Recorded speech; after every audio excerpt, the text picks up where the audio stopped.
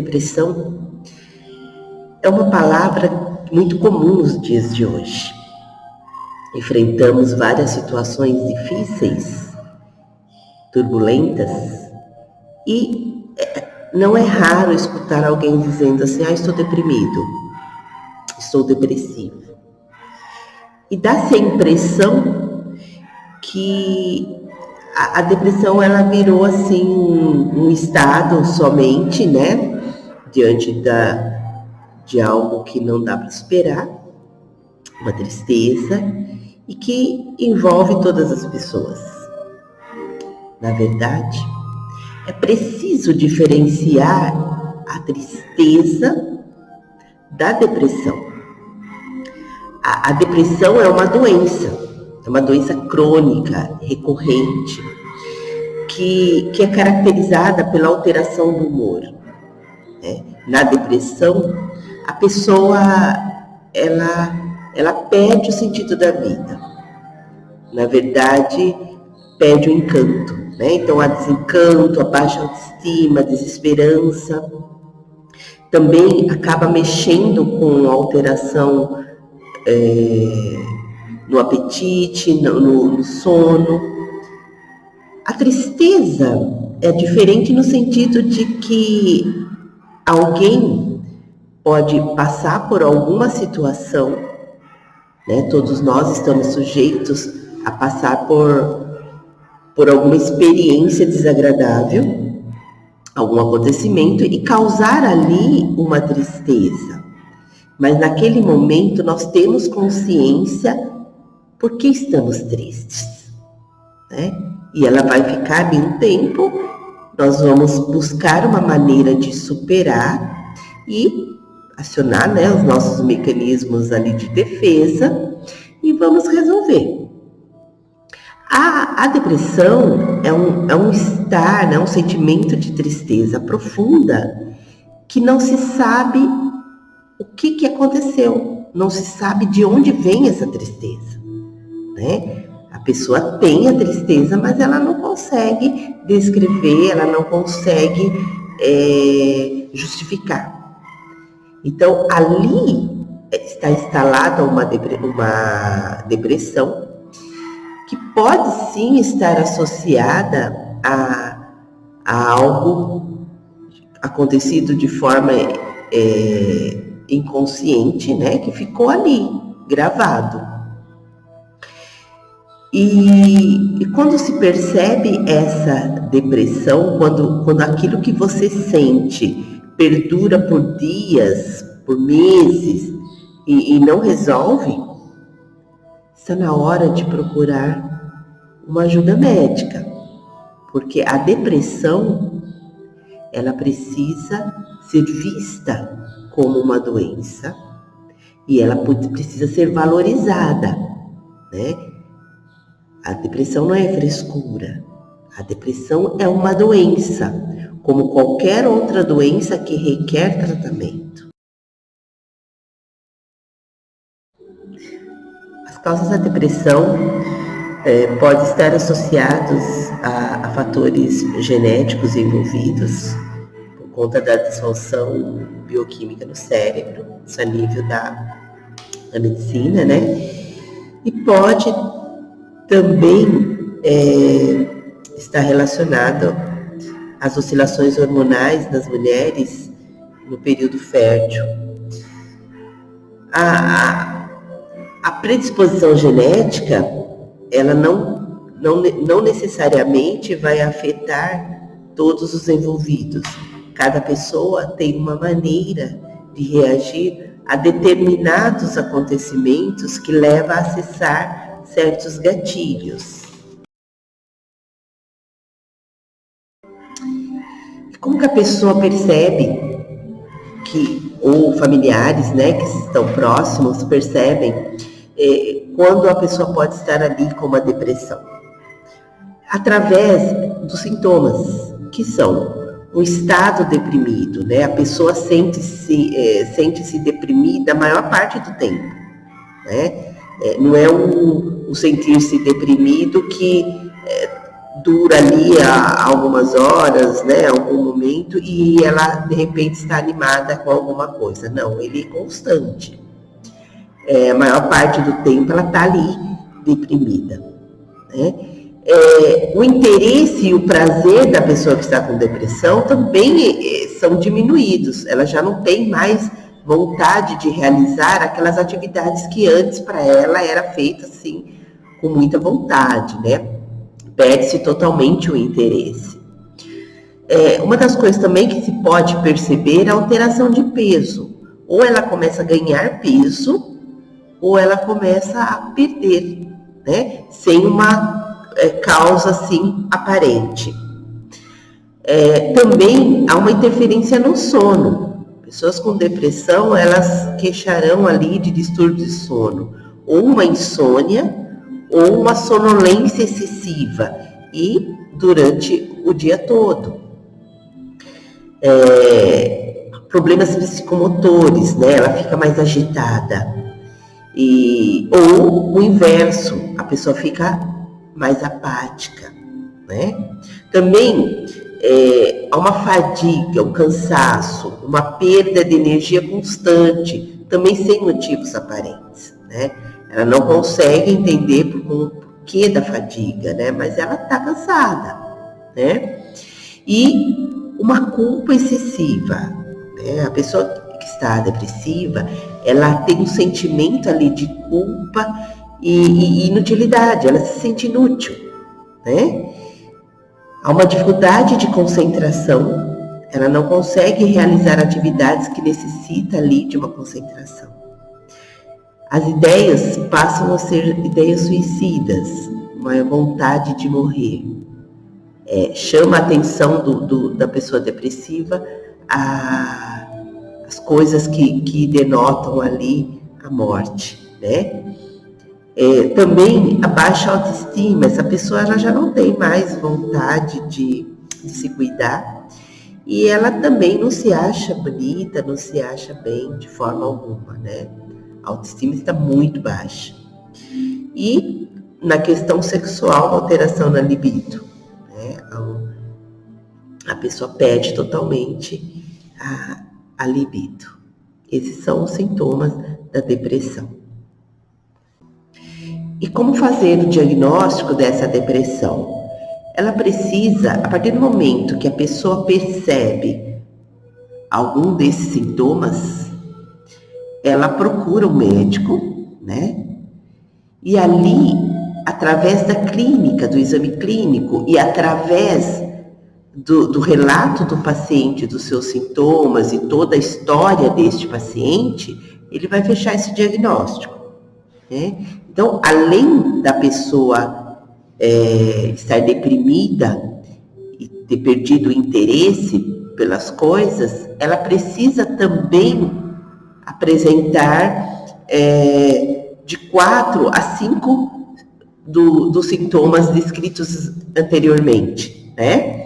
Isso é muito importante. E também essa perda de interesse, esse desânimo, ele tem que ter ali mais de 2 semanas, né? Porque às vezes a pessoa tem um dia na vida dela que acontece alguma coisa e naquele dia ela está desanimada, né? Ela tem algo para resolver e ela não consegue ver uma maneira de resolver isso, e ela acaba nesse momento ficando ali, desenvolvendo ali esse humor deprimido, né? E que resolvendo a questão, ela acaba voltando de novo às suas atividades. A depressão é diferente. A depressão ela não encontra uma forma de sair disso, e é por isso que ela busca o tratamento médico.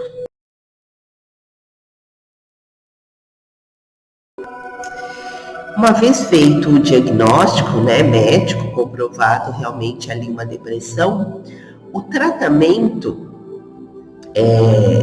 se for um quadro leve de depressão, provavelmente o médico vai continuar o acompanhamento e vai orientar este paciente a um tratamento psicoterápico, né?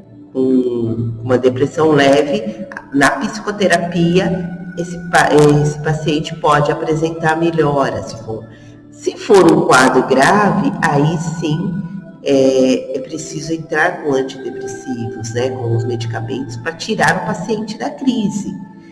Por mais que ele vá depois para o tratamento psicoterápico, mas em quadros graves precisa sair da crise, né? E o tempo de duração desse tratamento vai depender muito, né, da resposta que esse paciente tem em relação a esses tratamentos.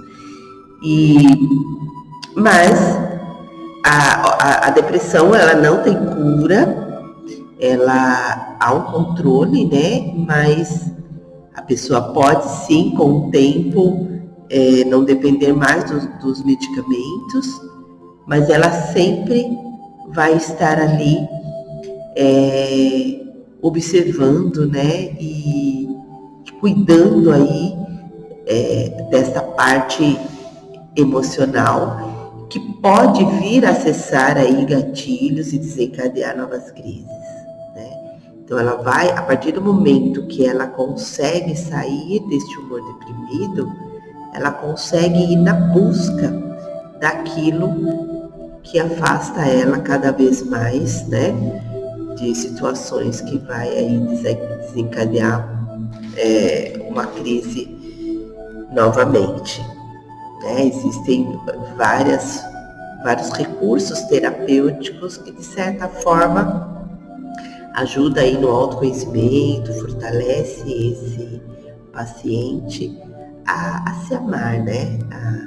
A buscar um olhar para o seu emocional, né? E de certa forma, conseguir aí evitar o retorno aí dessas crises.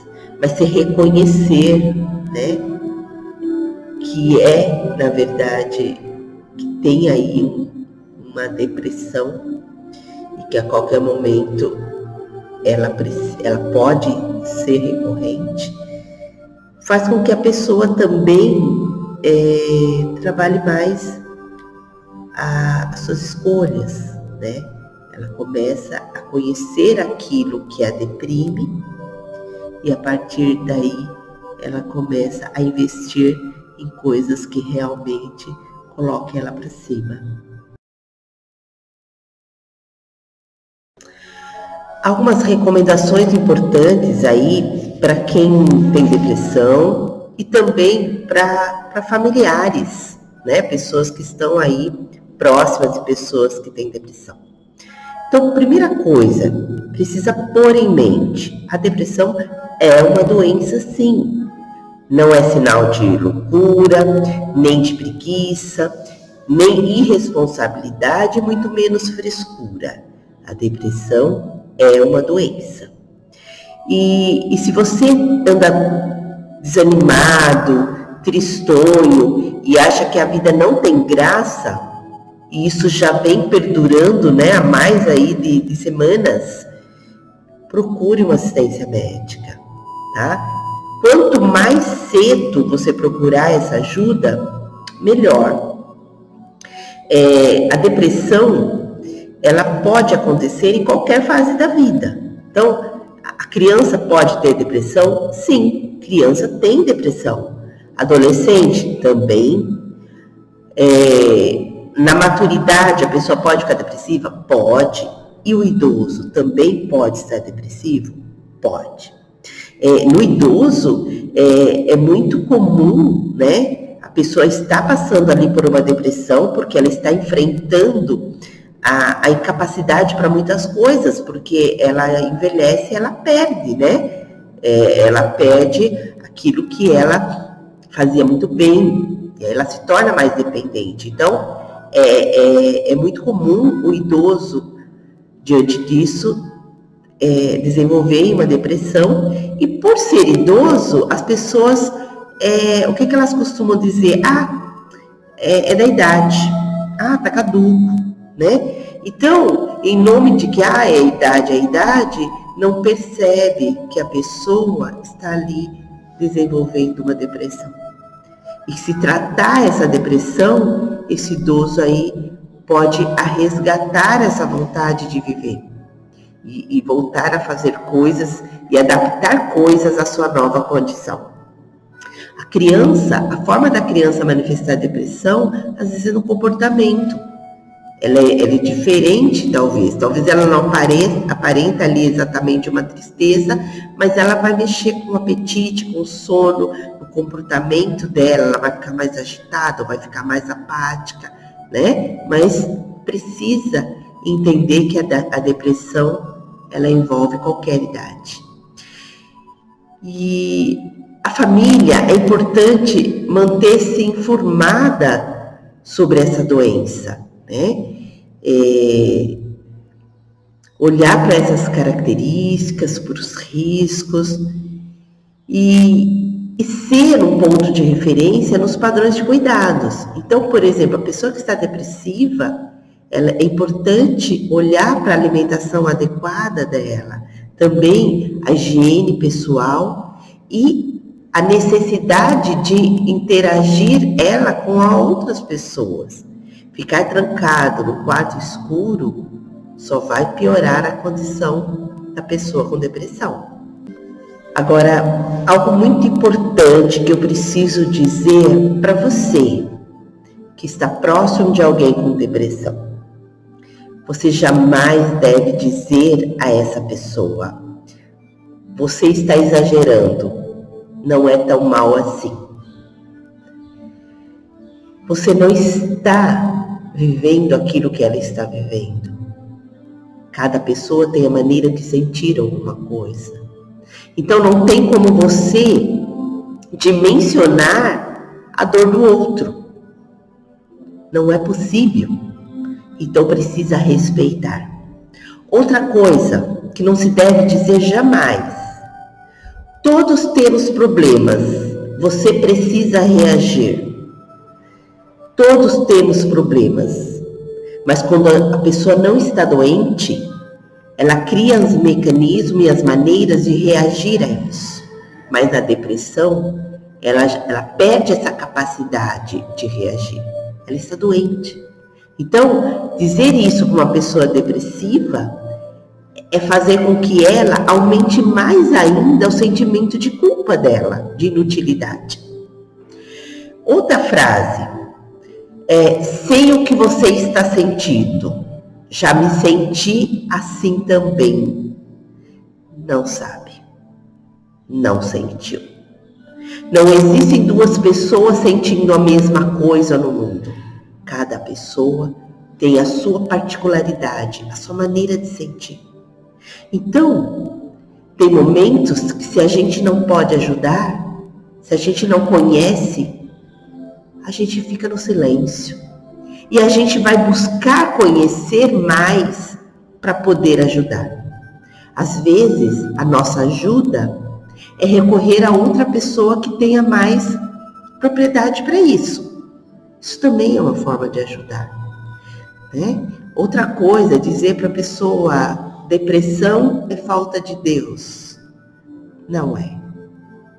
Depressão é uma doença e precisa ser respeitada como tal. E como toda doença, precisa de tratamento, precisa de um olhar de amor para esse paciente. É preciso respeitar.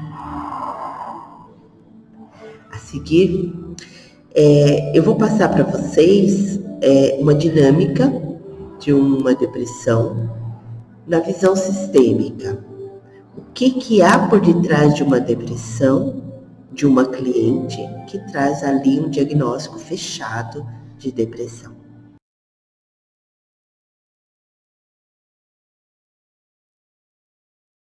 Aqui damos início a uma dinâmica de constelação familiar sistêmica com a questão da depressão.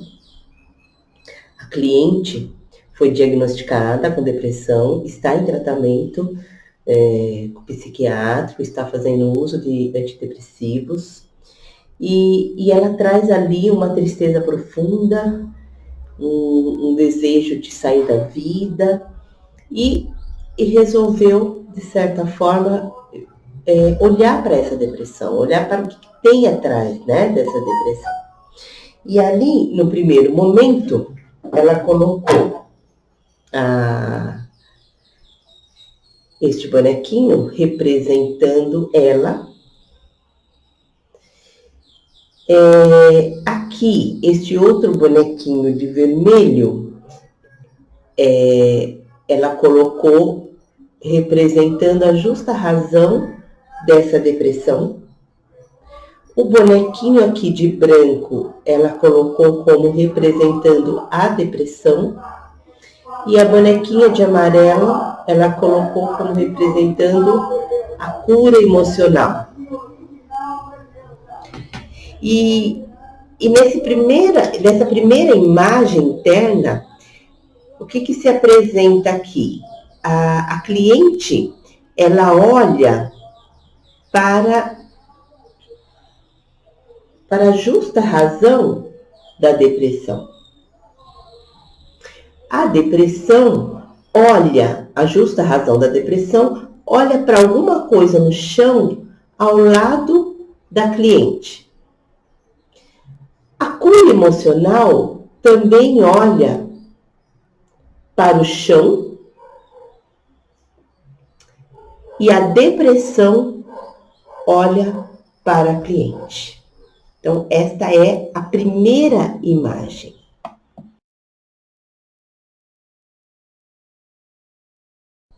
Neste próximo movimento, a cliente deita, o bonequinho da cliente deita no chão, a justa razão deita também ao lado aqui, né, próximo da cliente. A cura emocional, ela vem encostar na cabeça da cliente, daqui ela olha. E a depressão vem na representação de um homem que cobra alguma coisa dessa cura emocional. Cada questão representada aqui há por detrás pessoas. Então, essa cura emocional é uma pessoa. Essa justa razão da depressão é uma pessoa, é um homem. A cura emocional é uma mulher. E a depressão é um homem. E quando eu converso com a cliente a respeito de quem poderia ser esta mulher, a imagem que vem de primeiro momento é a mãe. E aí, quando fazemos um teste e colocamos ali a representação da mãe de um bonequinho, o bonequinho vem justamente atrás da cura emocional. Então, a mãe está representada na cura emocional. E este homem que está cobrando alguma coisa desta mãe? Quando questionada a respeito de algum homem na família que pudesse estar nessa posição, a princípio a cliente não se dá conta, mas no desenvolvimento ele traz a informação de que este homem que está aqui nessa posição de cobrança é um irmão da mãe, é um tio da cliente. E esse tio, eu pergunto quantos irmãos a mãe tem, e ela me diz que a mãe tem 2 irmãos. Mas que um dos irmãos tem um certo afastamento da família. E por quê? Porque esse irmão é um dos irmãos que acabou, de certa forma, prosperando, né? E nessa nova condição dele de prosperidade, ele acabou, segundo a cliente, rejeitando a família com menos posse, né? Foi feito o teste e, de fato, confirmou esse tio está na identificação da depressão. E este homem aqui, que seria a justa razão deitado ali. Neste primeiro momento, deixamos ali e olhamos para essa dinâmica aqui, que envolve tanto a cura emocional na identificação da mãe e do irmão. E vamos ouvir a história, né, o que acontece ali naquela dinâmica. E aí a cliente traz a questão de que a mãe e o tio, quando ainda eram crianças, perderam a mãe. Então, quando a mãe da cliente tinha 8 anos de idade, a mãe morreu. Quando a cliente fez 12 anos, o pai morreu. A cliente não, quando a mãe da cliente tinha 12 anos, o pai morreu. Então, tanto o avô materno como a avó materna morreram quando a mãe da cliente ainda era uma criança. E a criança, quando ela perde o pai ou perde uma mãe, no caso dela, perdeu os dois, a criança, por mais que ela tenha ali uma justificativa da razão por que eles morreram, na cabeça da criança há um sentimento. Morreu porque quis, me abandonou. Há um sentimento de abandono nessa criança. E esse sentimento de abandono faz com que a criança exclua da vida dela, rejeite tudo aquilo que venha deste pai e dessa mãe. Porque olhar para esse pai e para essa mãe é olhar para a dor do abandono. E o tio também nesse sentimento do abandono. Quando eu pergunto para a cliente da relação dela com a mãe, ela traz de fato uma relação de que ela não ocupa a posição da filha na vida dessa mãe. Ela acaba entrando na identificação do que falta para essa mãe. Como essa mãe não tem o pai e não tem a mãe, ainda algumas coisas do pai, a mãe da cliente ainda consegue trazer informações, né? Mas da mãe, ela rejeita por completo, ela não traz nada de informações. Então, a cliente, ela entra na identificação do que falta para essa mãe. E aí, a mãe passa a ser pequena para essa criança, né, da cliente, e a cliente acaba se tornando ali maior. É o amor cego da criança que se coloca naquele papel por amor, para poder carregar essa mãe. E há uma mãe ali que não tomou da força nem da mãe nem do pai. Se ela não tomou da força dessa mãe, como que ela consegue ser a mãe grande e forte para a filha? Por isso a inversão de papéis. E em relação ao tio, esse sentimento que tem de excluir esse tio, porque é um tio, de certa forma, mais bem sucedido e que dá assim, a impressão de que rejeita a família, na verdade esse tio também tem um amor interrompido. Porque quando ele perde o pai e a mãe, ele é menor ainda, né, do que a mãe da cliente. E aí ele acaba afastando dele tudo aquilo que traz alguma lembrança, alguma relação com essa família, com esse pai, com essa mãe, com a dor desse sistema. E aí, essa relação da cliente e da mãe da cliente de excluir esse tio faz com que haja uma desordem no sistema e esse tio, ele acaba entrando aqui na identificação da depressão.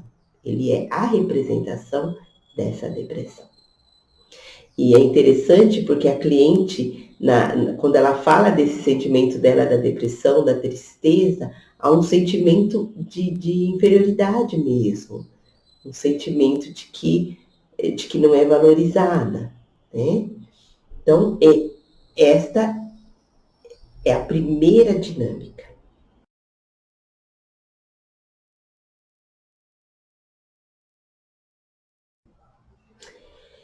Na dinâmica 2, a cliente volta a deitar novamente aqui com a justa razão da depressão, e a mãe, que está na identificação da cura emocional, olha no sentido como se quisesse levantar agora essa filha. E aí eu pergunto para a cliente: você perdeu alguém na sua família, um homem que tenha causado algum sentimento que tenha afetado emocionalmente? E ela diz: sim, eu perdi meu pai. E este pai, e ela conta que este pai, nos últimos instantes, ela cuidou deste pai, mesmo porque o pai e a mãe, diante de uma relação conturbada, quando chegou neste momento, a mãe abriu mão e a filha ocupou este lugar de cuidar deste pai. E quando ela cuida deste pai, no momento que ela começa a se aproximar, né, mais desse pai, ele vai a óbito, né? Ele morre.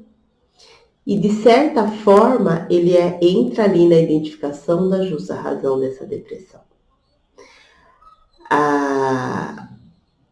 E eu conversando com a cliente a respeito da relação deste pai e dessa mãe, e ela relata o quanto ela, quando era criança, ela olhava mesmo para a relação deste pai e dessa mãe, que era uma relação conflituosa, era uma relação difícil.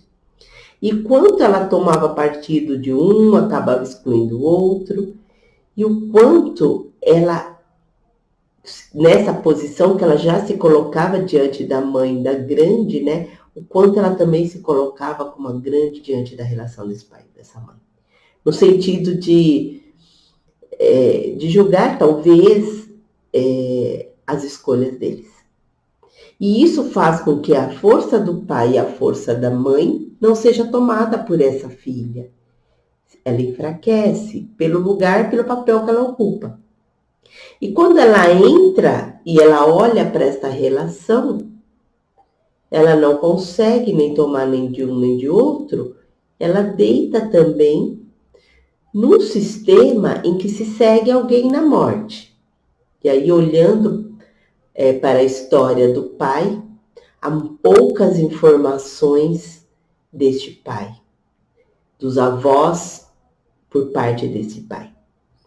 As informações que vêm é de uma avó que ficou cega e há muito pouca informação deste avô.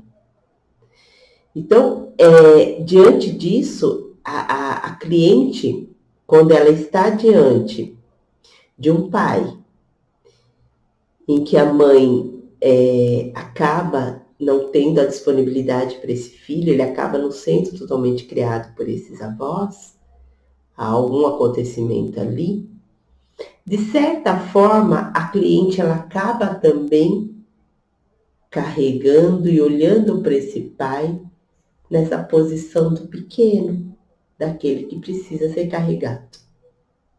E quando este pai morre por conta de que, de certa forma, há um sistema de que alguém segue, né, na morte, há um olhar para esses acontecimentos, essa filha, como uma repetição de padrão, também deita. Quando o estado de depressão dela, a justa razão, é deitar na morte com esse pai. E a cura emocional é justamente a representação da mãe, no sentido que essa cliente, quando ela vai mais para a esfera do pai, ela acaba saindo da esfera da mãe. E a cura emocional é justamente a mãe, porque para que essa cliente possa levantar daqui e seguir na sua saúde emocional, na sua cura emocional, é preciso haver um equilíbrio do pai e da mãe nesse sistema. É preciso tomar desses dois juntos e de forma igual. Não mais de um, não mais de outro, mas igual. Há nesse sistema uma relação de se excluir o masculino por alguma razão.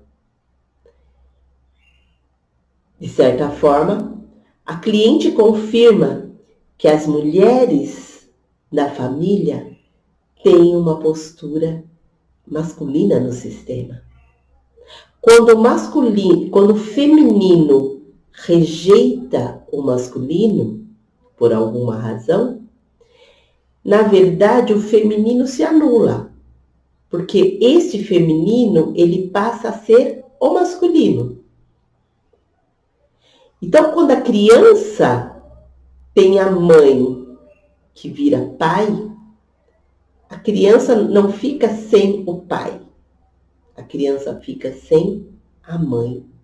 Porque essa mãe que vira pai não traz o afeto, o colo da mãe. Ela traz a postura de pai, rígida, exigente. E a criança sente falta da mãe. Então, isso ela confirma realmente na postura das mulheres nesse sistema. E é uma dinâmica, um funcionamento. E quando essa cliente consegue olhar para essa mãe, entendendo que essa mãe é a mãe, no lugar da mãe, e que este pai é o pai, no lugar do pai, ela toma a vida que vem dos dois igual. E ela entrega essa relação, este casamento, para eles. Porque o casamento só diz respeito ao homem e à mulher. O que a filha precisa do pai e da mãe é ser filha. É aquilo que os dois já deram quando dão a vida. E esta mãe, quando ela, ainda menina, aos 8 anos de idade, perde a mãe, apesar da mãe ter ido embora, ainda ela, a mãe ter morrido, ainda ela criança, antes de ir embora, a mãe já tinha dado o suficiente, que foi a vida. Então, essa mãe não é pequena, essa mãe da cliente não é a coitada, ela é a grande. E ela tem uma mãe. E é essa mãe que precisa estar no lugar da mãe para que essa cliente vá representar o lugar de filha realmente. Para ela tomar da força dessa mãe grande.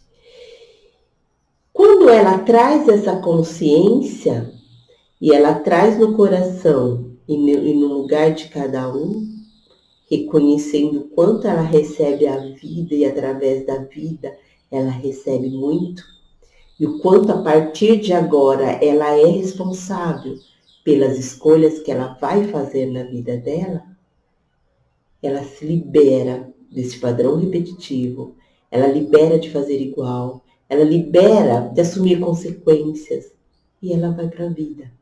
Ela vai lidar com a vida dela, com as questões dela. E aí ela recobra a força.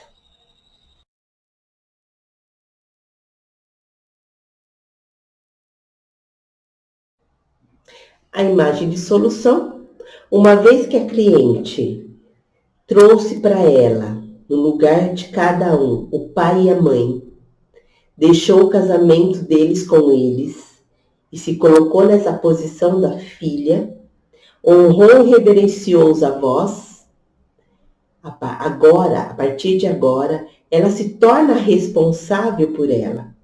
E ela traz a cura emocional na identificação dela. Antes, a cura emocional estava na mãe. Agora, a cura emocional está nela. Ela assume essa autoridade, essa autonomia. Porque a criança no amor cego, ela acha que pertencer a uma família é passar pelo mesmo caminho, pelas repetições de padrões. A criança acha que amar é afundar junto. O adulto, quando ele consegue ter consciência do quanto tudo que aconteceu ali foi dentro da sua justa razão, a pessoa se libera dessa culpa e desse sentimento de que para pertencer ela precisa passar pelo mesmo sofrimento, pelo mesmo destino. Não precisa. A partir do momento que ela honra, reverencia, aceita essa história dela como uma história de força e que todas as pessoas que estiveram ali antes dela, tudo o que aconteceu, houve ali uma justa razão de cada um, ela consegue finalmente se apropriar da vida que realmente é dela.